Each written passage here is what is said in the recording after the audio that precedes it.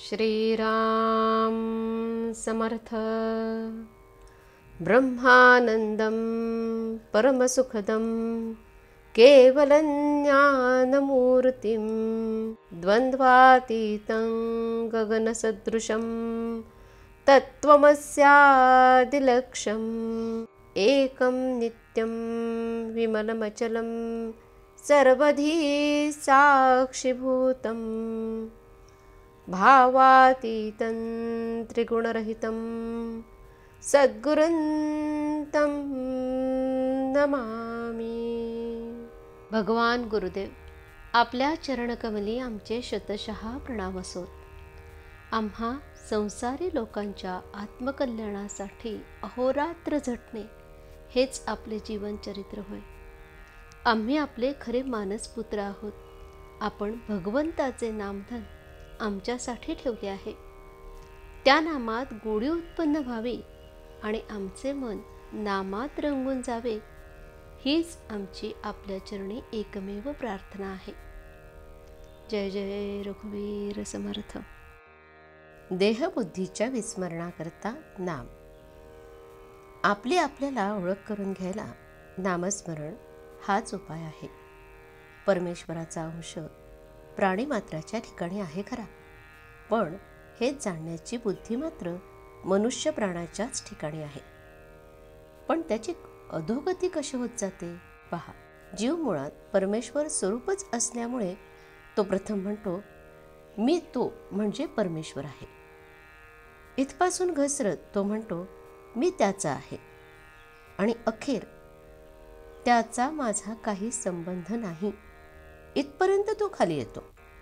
याला कारण देहबुद्धीचा पगडा वाढत वाढत शेवटी देह म्हणजेच मी अशी आपली पक्की भावना होते. पण असे असले तरी मनुष्य अजाणता का होईना पण खरे आहे ते ओळखल्यासारखेच बोलतो. जसे एखाद्या इसमाचा स्नेही वारला तर लगेच तो इसम काय म्हणतो, आमचे स्नेही गेले.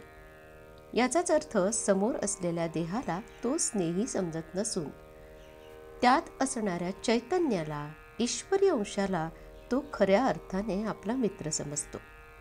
म्हणजे अजाणता का होईना पण खरे तेच त्याच्या तोंडून बाहेर पडते. असे असले तरी स्वतःच्या बाबतीत मात्र तो ही जाणीव कायम राखीत नाही आणि आपण म्हणजेच देह असे समजून तो वागत असतो. याला कारण ज्याचा खरा मी आहे त्याचा विसर पडून देहबुद्धी बळकट होत गेली. आता याला उपाय हाच की ज्या मार्गाने मी खाली घसरत आलो त्याच मार्गाने उलट वर जाणे. तेव्हा पहिली गोष्ट म्हणजे आता मी जो देहरूप बनलो आहे तो मी त्याचा, परमेश्वराचा आहे अशी जाणीव जागृत करणे. याच जाणीवेची परमावस्था म्हणजे मी तोच आहे ही भावना होणे. हे कसे साधावे तर ज्याच्या विस्मरणाने माझी ही अधोगती झाली त्याचे स्मरण करावे. स्मरणाला उत्तम साधन म्हणजे भगवंताचे नाव, म्हणजे नामस्मरणाचा ध्यास ठेवला की मी खरा कोण हे कळेल आणि स्वतःची ओळख होईल. खरा परमार्थ हा असा अगदी सोपा आहे, पण तो योग्य मार्गाने केला पाहिजे. एखादी गाठ सोडवण्यासाठी कोणती दोरी ओढायची ते कळले पाहिजे, नाहीतर जास्तच गुंतागुंत होते. तसेच परमार्थाचे आहे. मी कोण हे जाणले पाहिजे, म्हणजे परमात्मा कोण हे आपोआप कळते. दोघांचे स्वरूप एकच आहे, म्हणजे दोघे एकच आहेत. परमात्मा निर्गुण आहे. तो जाणायला आपल्याला हे नको का निर्गुण देहातीत व्हायला? म्हणून देहबुद्धी सोडली पाहिजे.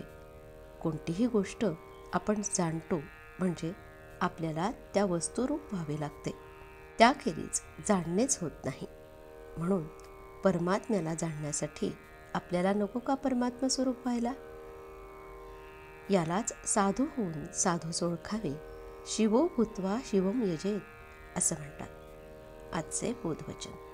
नामस्मरणाची चांगली धुंदी आल्या वाचून मी पण जात नाही. जानकी जीवन स्मरण जय जय राम. श्रीराम समर्थ.